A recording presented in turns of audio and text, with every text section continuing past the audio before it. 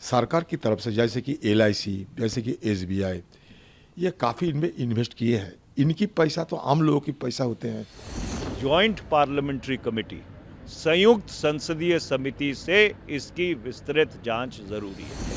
इतनी बड़ी रिपोर्ट सामने आई है, 2 साल की रिसर्च के बाद आई है, जो ओवर प्राइसिंग की बात कर रही है, मार्केट मैनिपुलेशन की बात कर रही है, और उस पर आप संज्ञान नहीं ले रहे हो। अदानी ग्रुप एक बहुत बड़ा ग्रुप है, वेल्दी पर्सन है, और सिर्फ हिंदुस्तान ही नहीं बल्कि सारे दुनिया में ये रिचेस्ट पर्सन की हैसियत से इनको जाना जाता। लेकिन सरकार, खासकर मोदी जी की सरकार, जिस दिन से क्रोनी कैपिटलिस्ट को मदद करना शुरू किया, उसी दिन से हिंदुस्तान में चुनिंदा जो उद्योगपति है उनकी नसीब बदल चुके हैं बिल्कुल।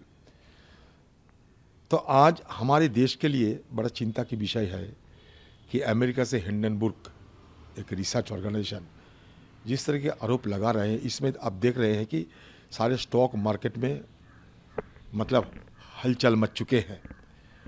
और ये कंपनी में सरकार की तरफ से, जैसे कि LIC, जैसे कि SBI, ये काफ़ी इनमें इन्वेस्ट किए हैं। इनकी पैसा तो आम लोगों की पैसा होते हैं, क्योंकि सरकार की कोई ऑर्गेनाइजेशन कोई पैसा उसको उसमें इन्वेस्ट करे तो आम लोगों की पैसा होते हैं। अगर इस पे कोई अगर चोट आए, कोई हानि हो, तो हमारे आम लोगों की आर्थिक हालत पे इसका बड़ा बुरी असर होगी।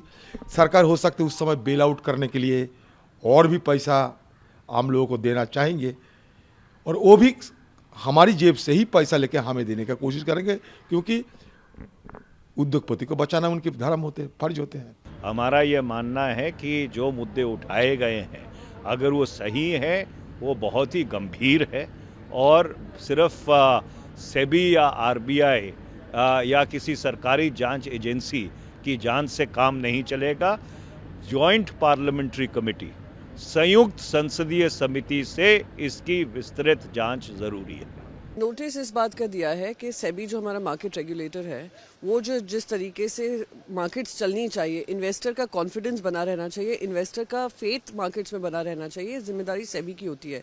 इतनी बड़ी रिपोर्ट सामने आई है, 2 साल की रिसर्च के बाद आई है, जो ओवर प्राइसिंग की बात कर रही है, मार्केट मैनिपुलेशन की बात कर रही है, और उस पर आप संज्ञान नहीं ले रहे हो। ये दुखद है। जिस तरीके से कल पैसा वाइप आउट हुआ है जनता का, ये दुखदाई है। इसलिए मैंने 267 नोटिस दिया है, क्योंकि जनता का जो मेहनत का पैसा है वो इस तरीके से बर्बाद हो रहा है, इस पे चर्चा होनी चाहिए। और महत्वपूर्ण ये भी बात है कि इस तरीके से अब FPO भी वापस ले लिया गया है।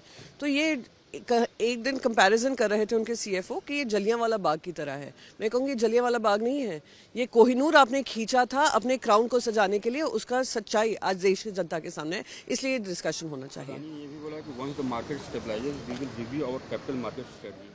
नहीं, करनी ही पड़ेगी। आज आपके सामने इतनी सारी चीज़ें उजागर हुई हैं, इन्वेस्टिगेशन होने वाला है। उम्मीद करती हूँ इन्वेस्टिगेशन होगा, टाइम बाउंड मैनर में होगा, और जनता का कॉन्फिडेंस मार्केट्स में फिर से बढ़ेगा। जिस तरीके से कल मार्केट गिरी है और लगातार पिछले 3-4 दिन से हो रहा है, उससे कहीं ना कहीं ये जो हिंडनबर्ग की रिपोर्ट आई है दिखाता है कि इस पे मैनिपुलेशन चल रहा था, ओवर प्राइसिंग हो रही थी।